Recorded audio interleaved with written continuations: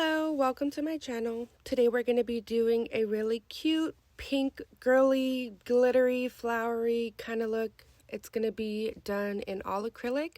I did link the products down in the description box. We are also going to be reading some embarrassing stories. Let's go ahead and get right into it. Alright, the most mortifying moment of my life happened a few years ago. I had just started dating this guy, and we were still in the shy phase of our relationship. We were laying down in my room on the bed watching a show on an iPad. I was laying on his chest, and he had his arm around my shoulder, so we were close and cuddled up. Naturally, I had started drifting in and out of sleep. I guess eventually I fell into a pretty uncomfortable nap because I didn't wake up until I was rudely shook by a monster-sized fart. This was a loud, undeniable fart, and it came from me. It was so loud, it literally woke me from my sleep and threw me into the worst nightmare. He was dead silent, and I had immediately buried my face into my arm. I began to let out a mix of crying and laughter with the face of a tomato. Eventually, he had also begun to laugh as well, but I was still too mortified to leave my arm cave. We dated a few years, and to my disapproval, it was his favorite story to tell. The most horrific thing happened to me when I was 18. My then boyfriend, who is now my husband, and I had only been sexually active for a few months. I still lived at home with my parents in the back bedroom. It was challenging with a house full of people, but my dear boyfriend and I were getting into the freakier stuff like oils, flavored lubes, and things like that. Well, one evening, my then boyfriend found my mother's handcuffs out on the kitchen table. He picked them up, we looked at each other, and smiled. That night, at my boyfriend's request, I donned my old prom dress, which I like to call the Peach Nightmare, and he lovingly handcuffed me to the bedpost. We started to get busy, and sure enough, my mom barged right into the room to tell me about the funny thing she saw on Channel 5, like I cared. She said, "Oh, please, turn it to 5. You gotta see this." It was some totally stupid Saturday Night Live skit. My then boyfriend was lying next to me, barely covered, and there I was, trapped with my arms up over my head. He placed a pillow over my arms and tried to cover them. My mom kind of looked at me funny, and I truly believe she noticed I was in bed with the prom dress on. I begged, "Mom, could you please go out?" Acting angry at my sudden attitude, she left, slamming the door behind her. I was numb. I was so horrified. My boyfriend and I got married a year later. We've been married almost 7 years now, and my mom has never confronted me about catching me handcuffed to my bed with my prom dress on. So I don't know what she really saw. Oh yeah, we moved out as soon as we got married too. That was one of the most horrific moments of my life though. Okay, on to story number 3. Pop-ups are evil. About a year ago, I was working at a retail store in the computer department. One day, there were hardly any customers around, and my coworkers and I had nothing to do but surf the internet. The computer that we were on was our demo computer. It was one of the faster ones, had a Dolby 5.1 speaker system, plus it was connected to the internet. One of our favorite things to do during a time like this was to find codes for games that we had.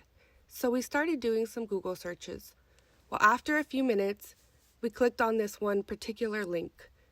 About 10 pop-up ads for, you guessed it, porn sites came up all over the screen.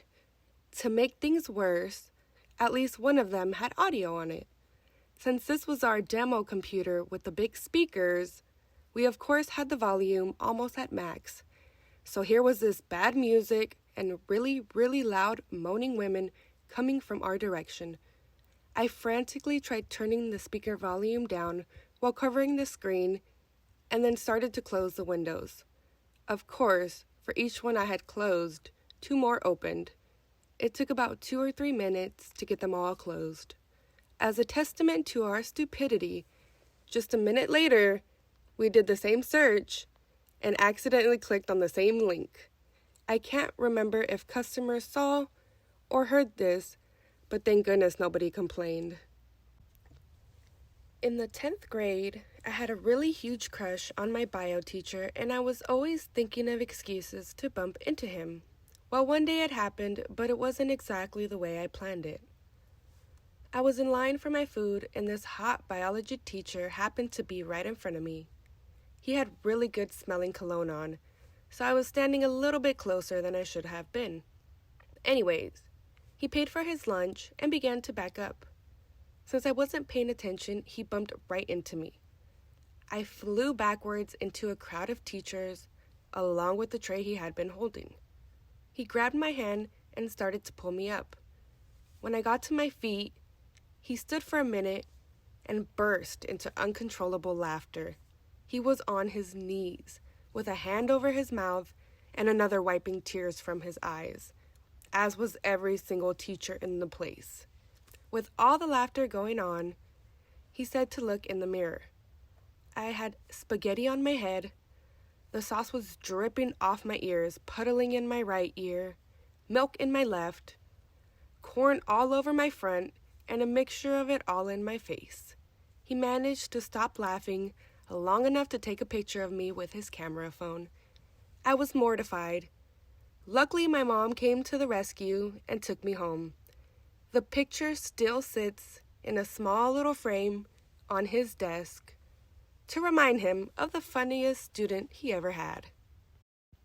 Now, this one was too funny not to share with people. I haven't been this embarrassed in years. Years, I tell you. Grab your drinks and popcorn, guys, because it's a hell of a show. It's about 4 p.m. My family is out and I'm home alone. It's a beautiful day and I'm tuckered out from being out previously. It was a nice time to take a relaxing shower and get lost in my lo-fi music. Maybe have a mini concert? What? I like Disney songs, though I'm nowhere as magical sounding as Pocahontas. Not the point, though. I shower, do my routine, and grab a towel. Except for the fact that my hand hits nothing but the metal hanging knobs. Damn. I look around the bathroom for an even smaller towel, but we've been so busy in the last week or so that we hadn't done much of the laundry. So I peeped my head out of the bathroom, though I don't know why. I was home alone, good practice I guess, and make a run for the utility pantry. Nope. To my demise, there is no towels there either. You see where this is going. I shimmy to the back door, literally dripping through the kitchen and living room. My dogs looking at me like I'm some damp water creature with their beady eyes. I look through the back door window and huzzah, towels. There were some towels after all. I guess I just had to look a little bit better. Thrilled and relieved, I peeked through the dirty glass to make sure none of my neighbors were outside. The last thing Mrs. Charlotte or Mrs. Patsy needs to see is my full moon out at nearly 5 o'clock in the evening. After a couple moments of careful scouting, I decided to make a run for it.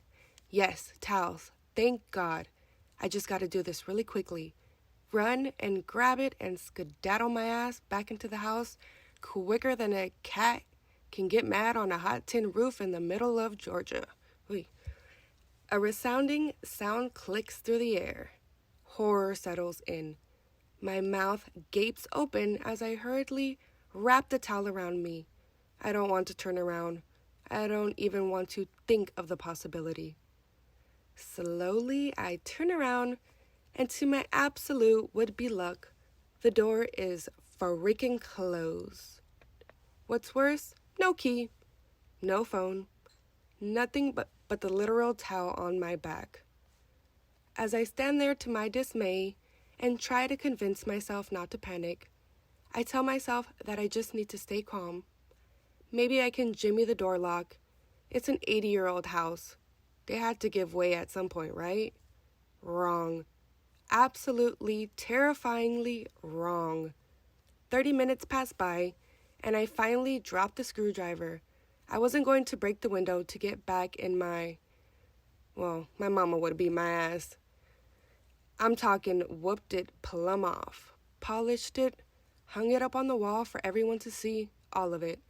I was in a sticky situation, but not enough to make my mama mad.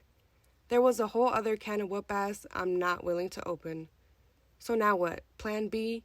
Except Plan B was that there was no Plan B. The only thing I had left to do was to borrow a neighbor's phone. So now I had to make the awful decision of which contestant am I going to traumatize today? Behind door number 1, we had my conservative neighbor, Mrs. Charlotte. She was sweeter than the flowers she plants and cares for every day, but I haven't spoken enough with her to be comfortable to show up in a towel, much less any of my neighbors. I hid behind our blazer in the driveway. They took the truck. I did my best to spy on my neighbor's yard, and wouldn't you have it? Charles is outside tending to the yard. Nope, that was out of the question. I'm not about to be known as the neighborhood trifling husband stealer. Now all I had was door number 2, which was Mrs. Patsy. She was a spitfire son-of-a-gun Southern woman who would surely have a good laugh at this over some lemonade. I could go for some lemonade. And a plate of embarrassment, apparently. I've gotten pretty acquainted with her plenty of times, and she had no men living with her, so I made the final decision. All that was left to do was hype myself up for the run. It's just a couple feet. You can do it. Just knock on her door. She should be awake. Make a run for it and run like there's no mañana. Okay, it was time to go. Clutching the towel as tight as I could over my body, I jiggled to my neighbor's yard, pitter-pattering my big feet up the hot blacktop driveway. It was a hot one, let me tell you. And I rang her doorbell. When I tell you, the look on her face was priceless. Priceless. I wish I could have been a fly on the wall.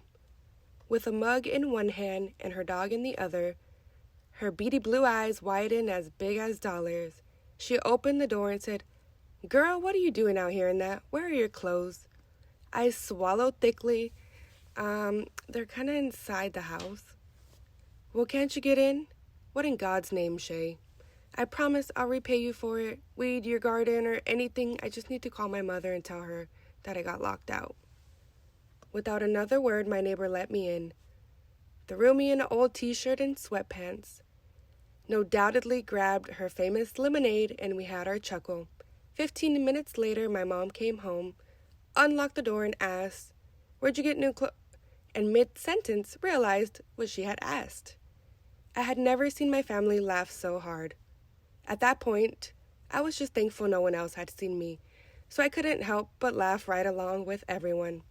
And yeah, basically that's how I locked myself out of the house naked yesterday. Alright, that's going to be it for today's video. I thank you so much for joining me, and I hope to see you next time. Have a great day or night, and stay safe out there.